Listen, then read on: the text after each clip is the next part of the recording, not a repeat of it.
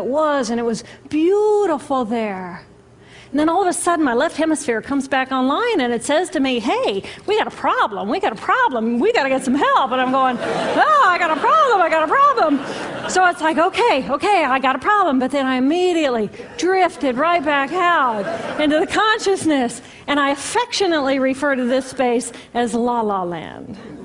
But it was beautiful there. Imagine what it would be like to be totally disconnected from your brain chatter that connects you to the external world. So here I am in this space, and my job and any stress related to my job, it was gone. And I felt lighter in my body. And imagine all of the relationships in the external world and any stressors related to any of those, they were gone. And I felt this sense of peacefulness. And imagine what it would feel like to lose 37 years of emotional baggage. Oh, I felt euphoria. Euphoria.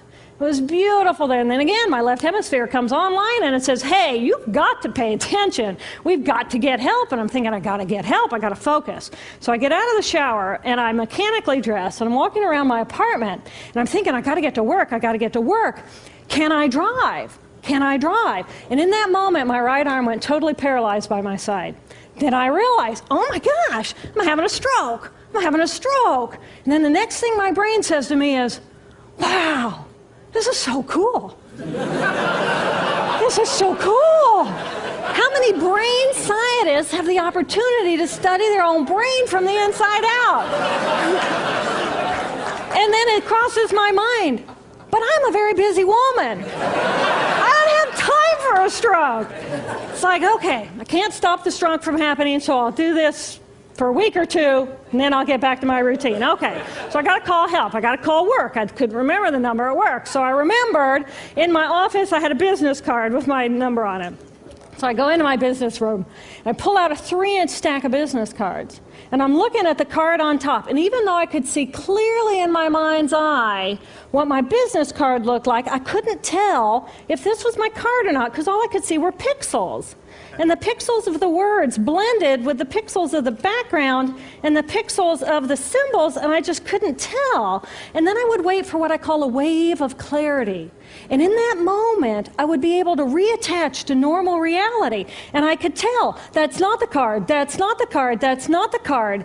It took me 45 minutes to get 1 inch down inside of that stack of cards. In the meantime, for 45 minutes, the hemorrhage is getting bigger in my left hemisphere. I do not understand numbers. I do not understand a telephone, but it's the only plan I have. So I take the phone pad and I put it right here. I take the business card, I put it right here, and I'm matching the shape of the squiggles on the card to the shape of the squiggles on the phone pad. But then I would drift back out into La La Land and not remember if when I come back if I'd already dialed those numbers.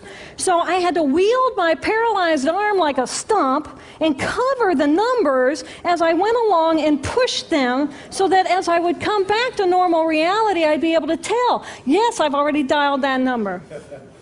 Eventually, the whole number gets dialed, and I'm listening to the phone, and my colleague picks up the phone, and he says to me, and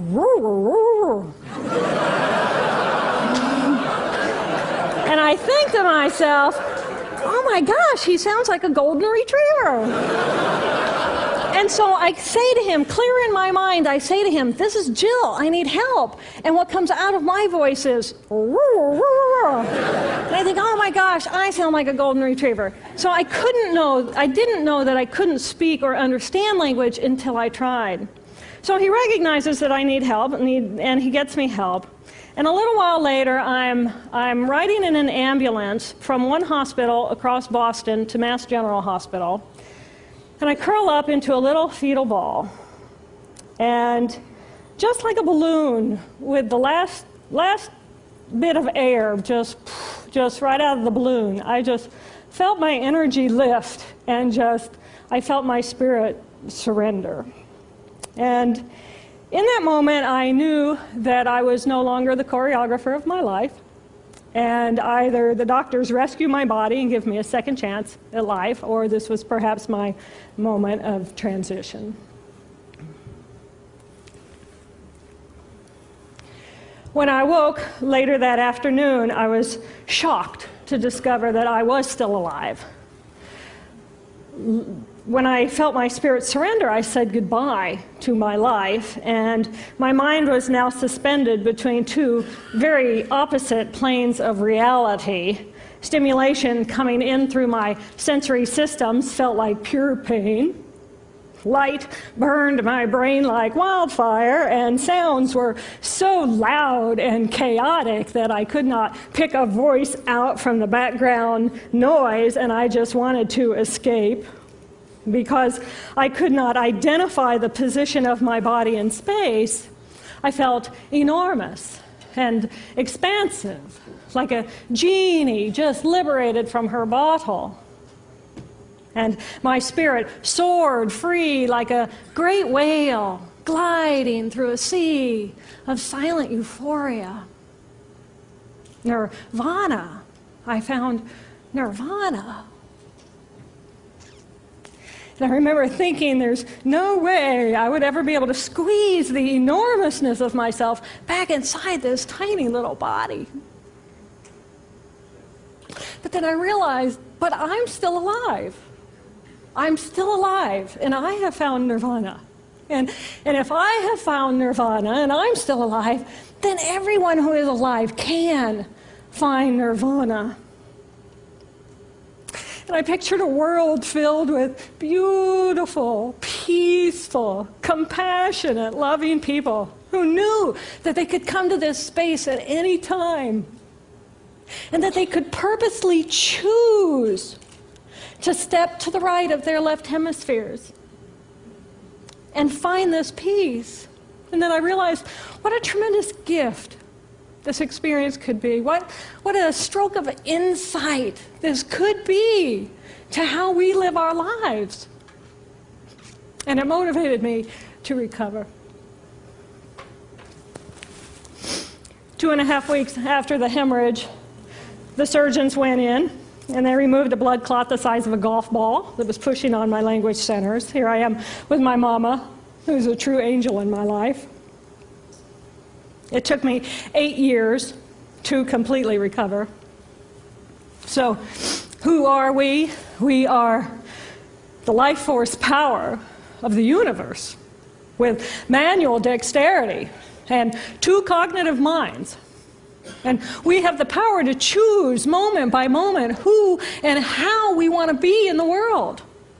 Right here, right now, I can step into the consciousness of my right hemisphere where we are. I am the life force power of the universe. I am the life force power of the 50 trillion beautiful molecular geniuses that make up my form, at one with all that is. Or I can choose to step into the consciousness of my left hemisphere, where I become a single individual, a solid, separate from the flow, separate from you. I am Dr. Jill Bolte Taylor, intellectual, neuroanatomist.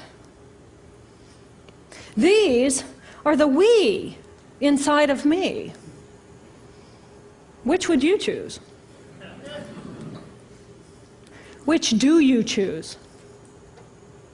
And when? I believe that the more time we spend choosing to run the deep inner peace circuitry of our right hemispheres, the more peace we will project into the world, and the more peaceful our planet will be. And I thought that was an idea worth spreading. Thank you.